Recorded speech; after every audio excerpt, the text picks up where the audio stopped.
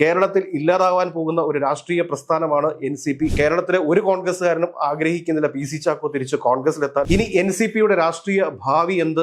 ശരത് പവാർ ഇനി തെരഞ്ഞെടുപ്പ് രാഷ്ട്രീയത്തിൽ ഇല്ല എന്ന് വ്യക്തമാക്കി കഴിഞ്ഞു.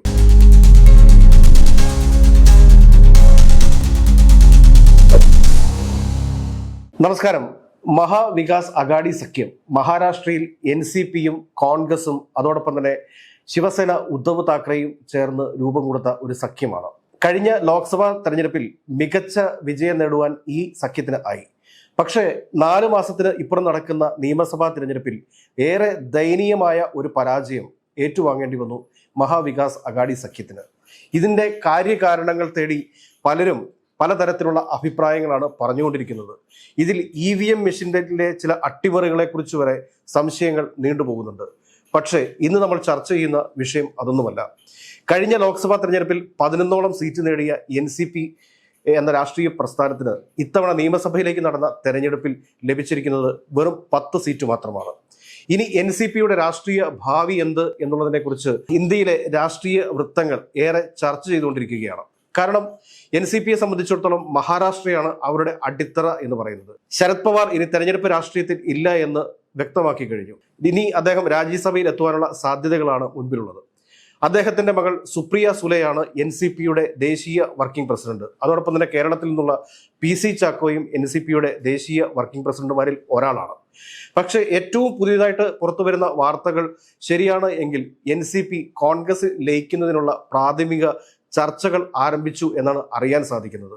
കാരണം സുപ്രിയ സുലെയുടെ രാഷ്ട്രീയ ഭാവി ശരത് പവാറിനെ സംബന്ധിച്ച് ഉറപ്പാക്കേണ്ടതുണ്ട്.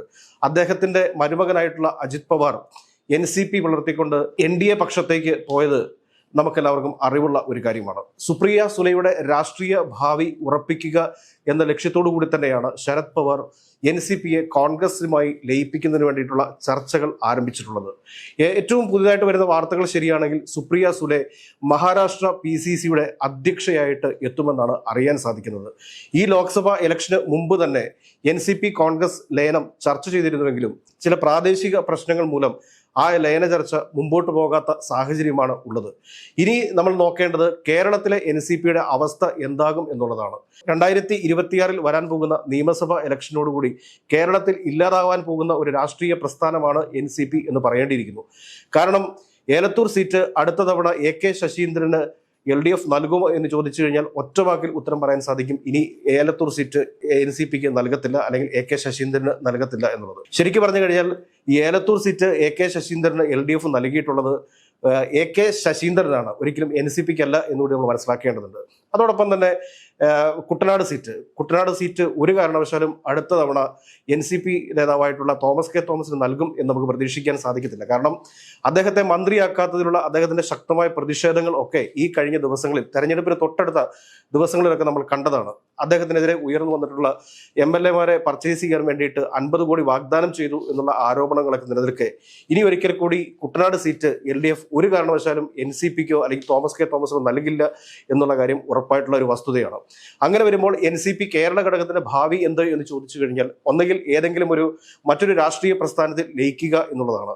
മറിച്ച് ദേശീയ തലത്തിൽ NCP കോൺഗ്രസിനോട് ലയിക്കുന്നതോടൊപ്പം തന്നെ NCP കേരള ഘടകവും കോൺഗ്രസിന്റെ ഭാഗമായി മാറുന്ന ഒരു കാഴ്ചയാണ് ഒരുപക്ഷെ നാം കാണാൻ വേണ്ടി പോകുന്നത്. അപ്പോഴും ഒരു ചോദ്യമുണ്ട്, കേരളത്തിലെ കോൺഗ്രസ് നേതാക്കന്മാർ PC ചാക്കോയെ എങ്ങനെ അക്സെപ്റ്റ് ചെയ്യും എന്നുള്ളത്. PC ചാക്കോ കോൺഗ്രസ് വിടുന്ന സമയത്ത് നിശിതമായ വിമർശനങ്ങളാണ് സോണിയാഗാന്ധിക്കും രാഹുൽ ഗാന്ധിക്കും എതിരെയൊക്കെ ഉയർത്തിയിരുന്നത്. ഇതിന്റെയൊക്കെ അടിസ്ഥാനത്തിൽ എങ്ങനെ PC ചാക്കോയെ ഇനി കേരളത്തിലെ കോൺഗ്രസ്സുകാർ അക്സെപ്റ്റ് ചെയ്യും എന്നുകൂടി നമ്മൾ നോക്കേണ്ടതുണ്ട്. ഏതൊക്കെയാലും കേരളത്തിലെ ഒരു കോൺഗ്രസ്സുകാരനും ആഗ്രഹിക്കുന്നില്ല PC ചാക്കോ തിരിച്ച് കോൺഗ്രസിലെത്താൻ എന്നുള്ളതാണ് ശരിക്കുള്ള വസ്തുത. ഏതായാലും ദേശീയ തലത്തിൽ അല്ലെങ്കിൽ മഹാരാഷ്ട്രയിലെങ്കിലും കോൺഗ്രസിനെ ശക്തിപ്പെടുത്തുന്ന ഒരു തീരുമാനമായിരിക്കും NCP കോൺഗ്രസ് ലയനം എന്ന് പറയുന്നത്. സുപ്രിയ സുലെയെ പോലെയുള്ള ഒരു നേതാവ് മഹാരാഷ്ട്ര PCCയുടെ അധ്യക്ഷയായിട്ട് വരുന്നതോടെ കോൺഗ്രസിന്റെ സംഘടനാ സംവിധാനങ്ങൾ കൂടുതൽ ശക്തമാകും എന്ന് വേണം നമ്മൾ കരുതാൻ.